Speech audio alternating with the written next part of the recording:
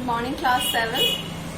So in our previous class, we stopped over a question, why water can transfer heat by convection in upward direction only. And I think you have understood the reason behind it or the physics responsible for it.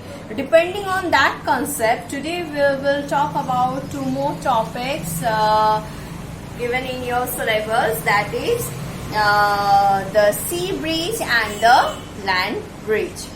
So based on that, let us first talk about the sea bridge.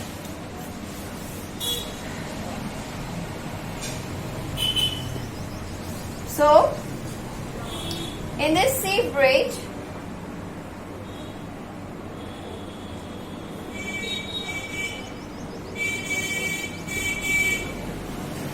for you, let me first draw the diagram. Suppose this is a coastal area.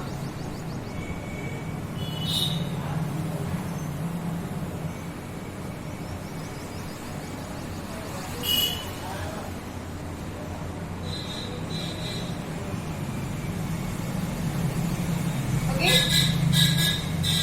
And in this coastal area, during daytime, that means when you can see the sun, this is our sea. Okay, this is land.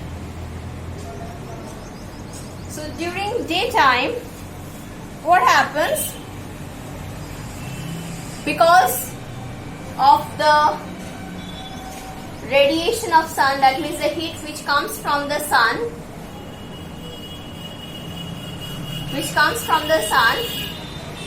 it increases the temperature of both land and sea. But see here, in sea we have water, so water is being heated from its topmost layer, and what we know that water molecules after absorbing the heat from the source, it expands, its density becomes low, hence it becomes lighter and it goes up.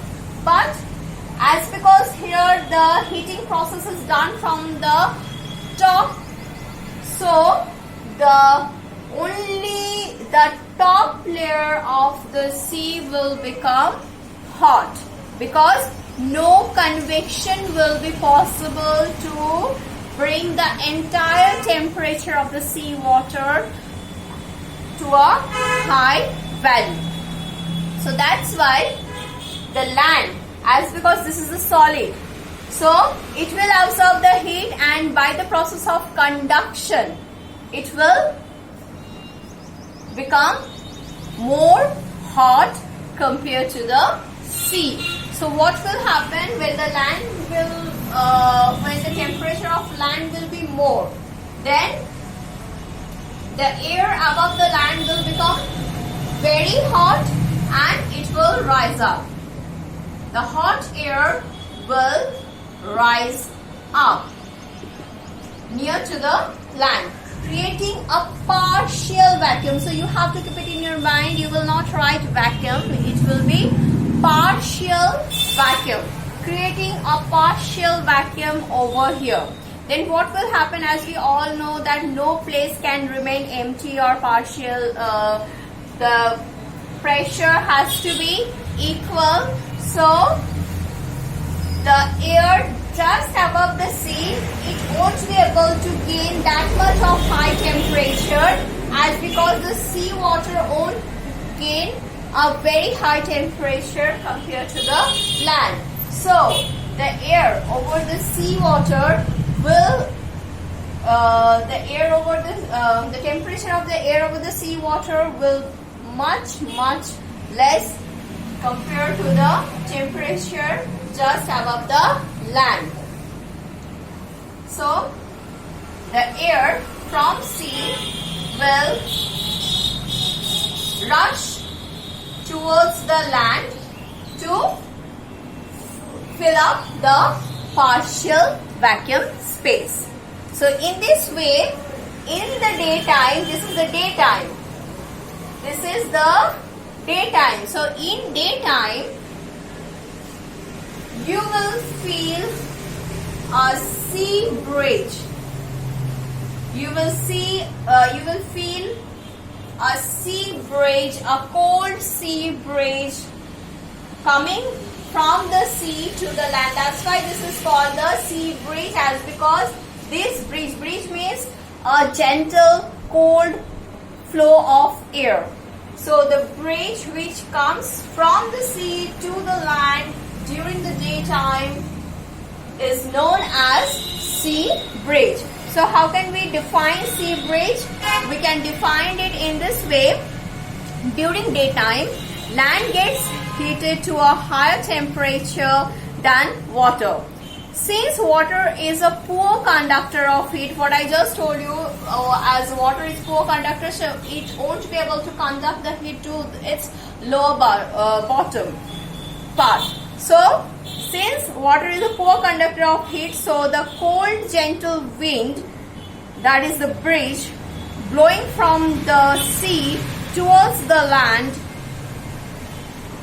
to fulfill the partial vacuum space created by the rise of the hot air just above the land is called the sea breeze. Okay, so the cold gentle air coming from sea towards the land during the daytime to fulfill the partially vacuum space created by the rise of the hot air from the land is known as the sea breeze. Okay, now in the same way, we will have the other kind of breeze, that is the land breeze. Now let us see what happens in land breeze.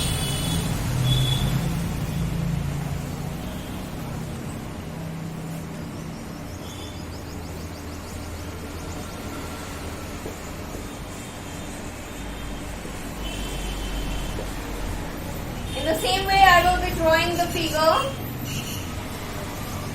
So this is the coastal area.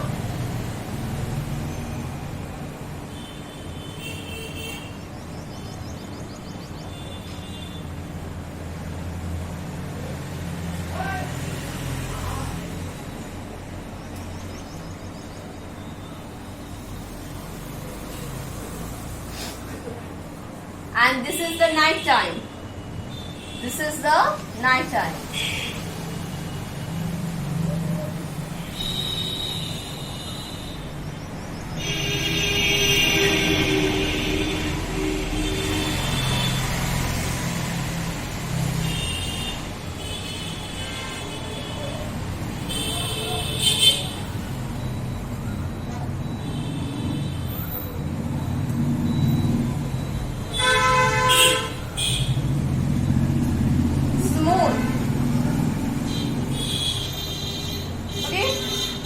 And during this time, what happens? So see, this is land. So during this time, as we know that land can absorb heat more quickly, in the same way it can also radiate heat more quickly compared to the water, only because of its good conducting nature. So the land will be able to radiate the absorbed heat very quickly compared to the seawater. So the temperature, then after radiation, what will happen? The seawater will be a little bit higher temperature compared to the land, and hence the air above the sea, that will become more hot compared to the air just above the land. So what will happen? The hot air, as we all know, the hot air that will rise up. The hot air will rise up, creating a partial vacuum over the sea. So at night, what happens? exactly opposite thing happens. So at night, a partial vacuum is created over the sea. So the cold air from the land rush towards the sea to fulfill the partial vacuum. And hence we feel a cold gentle breeze just in the opposite direction at night compared to the day. So during day we get the sea breeze, and at night we get the land breeze. So you have to keep this thing in your mind that sea breeze, from the name, the breeze which comes from sea to the land, that's why it is known as sea breeze. And the land breeze, the breeze which comes from the land to the sea, that's why it's called as the land breeze. The land breeze takes place in night time, whereas the sea breeze takes place in daytime. So these are the main difference. Now we will talk about the radiation.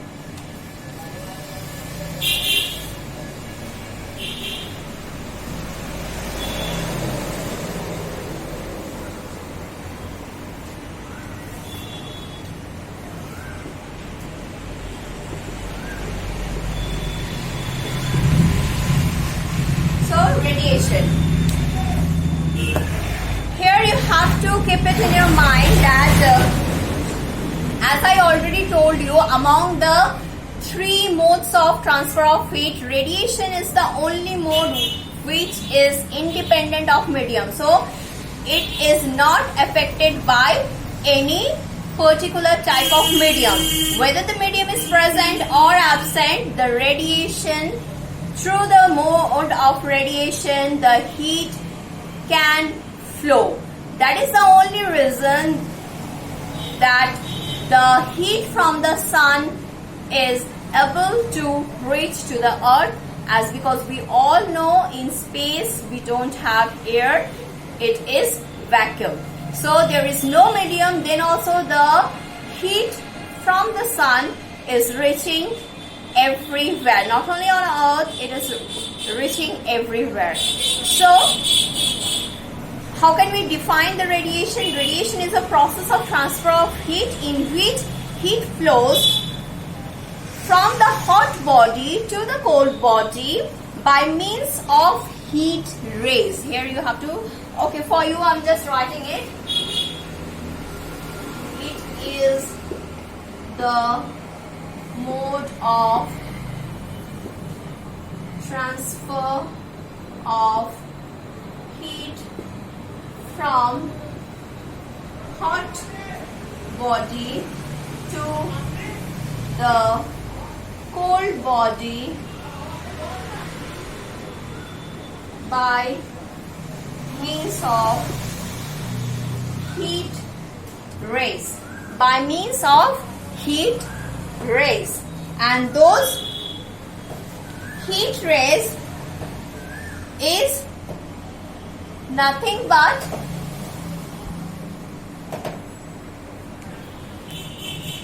these heat rays are not visible to our naked eye. So these invisible heat rays actually are the infrared. So infrared rays. So here I was writing by means of heat rays, which are better you write full stop. These invisible heat rays are the infrared rays. Infrared rays. Now let me tell you that the spectrum of light which is visible to human eye, the spectrum, that means the range, that means the color, the range The spectrum of light which is visible to human eye is known as visible range. That is the VIBGYOR. VIBGYOR. VIBGYOR.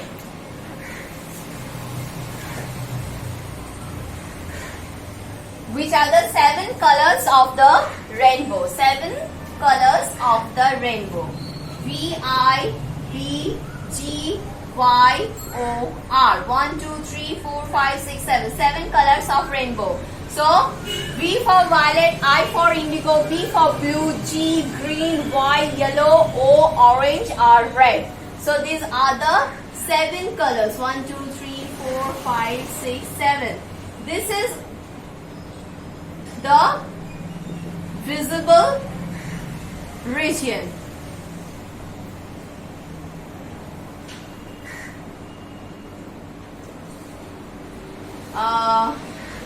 Visible range to human eye.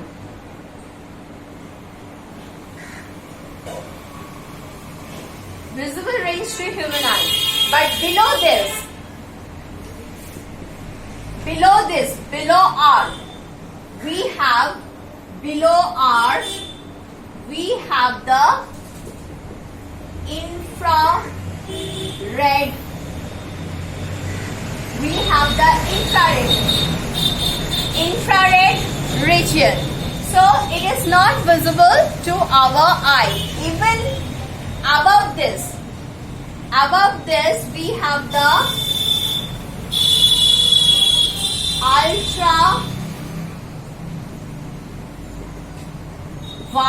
ultraviolet region. This is also not visible to us. So this infrared region, that means below red, the red which is not visible to us, that is the infrared region. Through this, the heat transfer takes place in the form of radiation. So radiations are the heat rays, the infrared heat rays. Okay. Now if I give you the example where radiation takes place, so you can think that from sun, one I have told you, from sun the heat rays come to earth through the process of radiation. Now the heat rays from flame. Okay, so that also comes from flame to the atmosphere. That means transition of medium.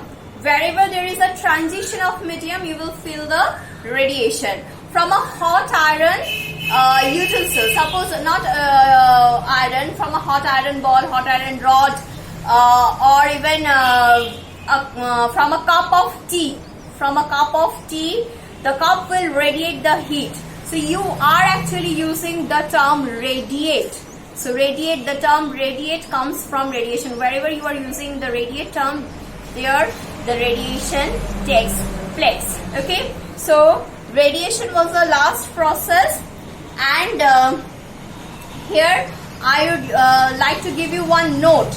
That note is the amount of heat which can be absorbed by any object by radiation depends on the color of the object. So here let me tell you, as because you can see that the colors are very important even in the, so whenever we say light always brings a little amount of heat along with it. Okay, so the amount of heat absorbed by any substance, that also depends on the light. That's why the black color substance become more hot compared to the white color substance. Let me at first tell you why does different objects appears as different in different colors. Actually, suppose this whiteboard.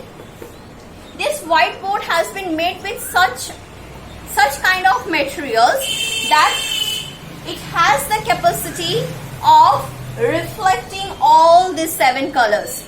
Okay, so when after reflection, that means the light is coming, falling on the board and getting reflected, when visibility is possible, when a substance becomes visible, when it is able to reflect the light. Okay, so everything which is visible is reflecting the light to your eye. So that's why that object is visible to you. So this whiteboard is also reflecting the light. It is reflecting all these 7 colors. That's why it is appearing white.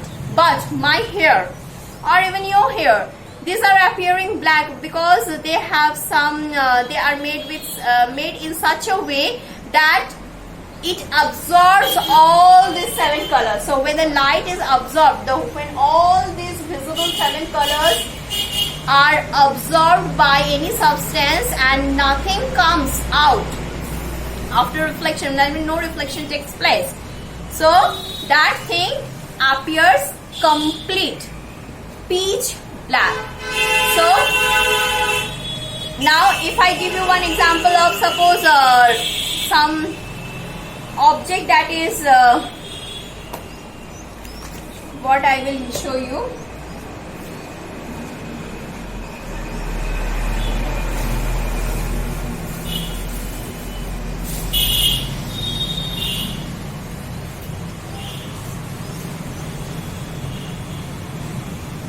Suppose this material, it is appearing red. It is appearing red. Why this is appearing red? Because this material is made in such a way that it is absorbing violet, indigo, blue, green, yellow, orange, but reflecting the red color. So the color which will be reflected back to your eye, the object will appear in that color. And if it is absorbing all the colors, then it will appear black, and if it is reflecting back all the colors, then it will appear white. So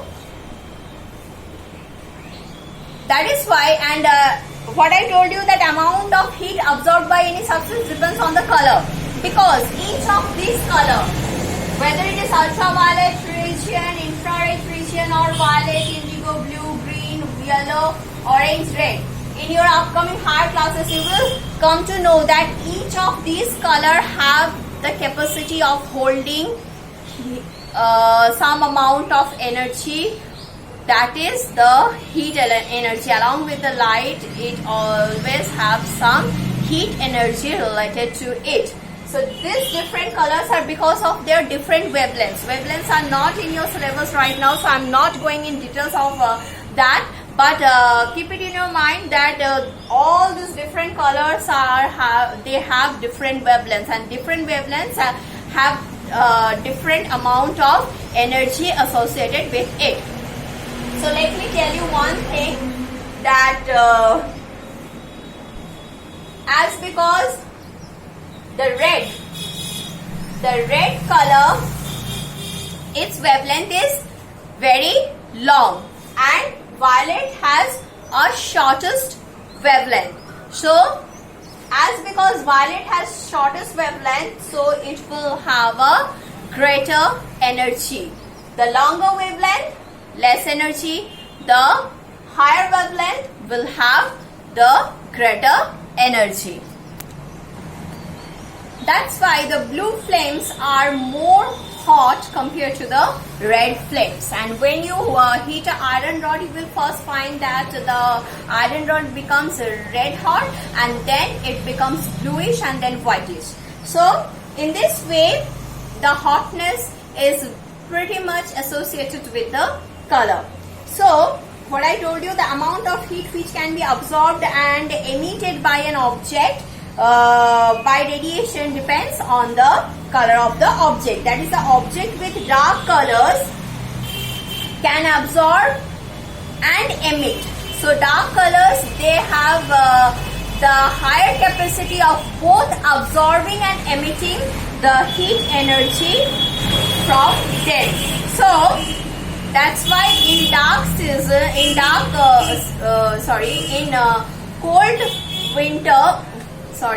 cold season, that means in winter season, we prefer to wear dark clothes because it keeps us more warm, and in summer we prefer to wear light color clothes so that the maximum amount of heat energy will be reflected by the cloth and it will keep us cool.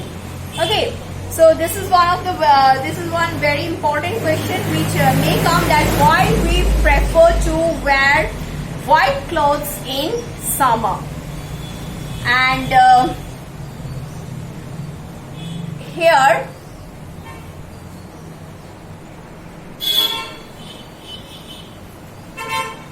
see in the last section in page 43, kind of clothes we wear in summer and winter. You know that in summer we prefer light colored clothes, in winter we usually wear dark colored clothes.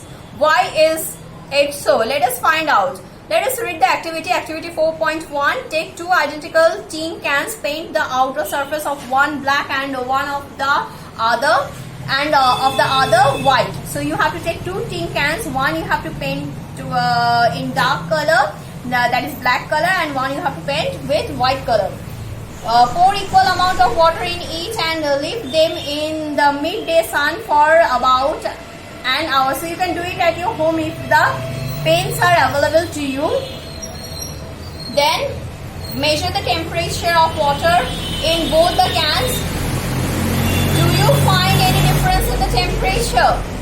Yes, obviously you will find that the water kept in black colored tin will absorb more heat, so the temperature will be more over there compared to the white painted can. So see it in figure 4.12, it is given. We often use let me tell you that thing later. So even by touching also, you can feel if you don't have a good thermometer at home. And if the water is very hot, then I will not suggest you to use your clinical thermometer to measure the temperature, because it may break if the temperature is more than the highest value of the marked temperature on your thermometer. Okay, so in this way, one more activity is given, 4.11. Find the two cans used in activity 10 with the same amount of hot water at the same temperature. Leave the can in a room. Then you have to now find out which can will lose its temperature more quickly. So leave the can in a room or in a shade. Note the temperature of water after 10 to 15 minutes. Does the temperature of water in both the can fall by the same amount? No, obviously not. You will find that the the can painted black will radiate heat more quickly. Do these activities suggest to you the reason why it is more comfortable to wear white or light colored clothes in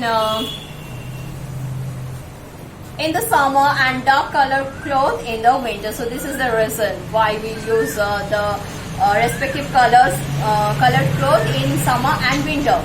Dark surface absorb more heat and therefore we feel comfortable with dark colored clothes in the winter. Light colored clothes reflect most of the heat that falls on them and therefore we feel more comfortable wearing them in summer. Then the last section, what I have already discussed with you yesterday, the woolen clothes keep us warm in winter. In the winter we use woolen clothes. Wool is a poor conductor of heat. Moreover, there is air trapped in between the wool fibers. This air prevents the flow of heat from our body to the cold surroundings, so we feel warm. Suppose you are given the choice in winter of using either one thick blanket. Yes, I have solved it. You have written it. So one thick blanket or two thin blankets joined together, what would you choose and why? Remember that there would be a layer of air in between the blankets. So here with this, we have completed our first chapter of physics, that is the fourth chapter of your NCERT book, heat. So in my next class, I will come up with the exercise. Till then, go through the chapter once again, recapitulate it, keep clear your concept so that it will be very effective when we will be discussing the exercise. Till then, take care. Bye.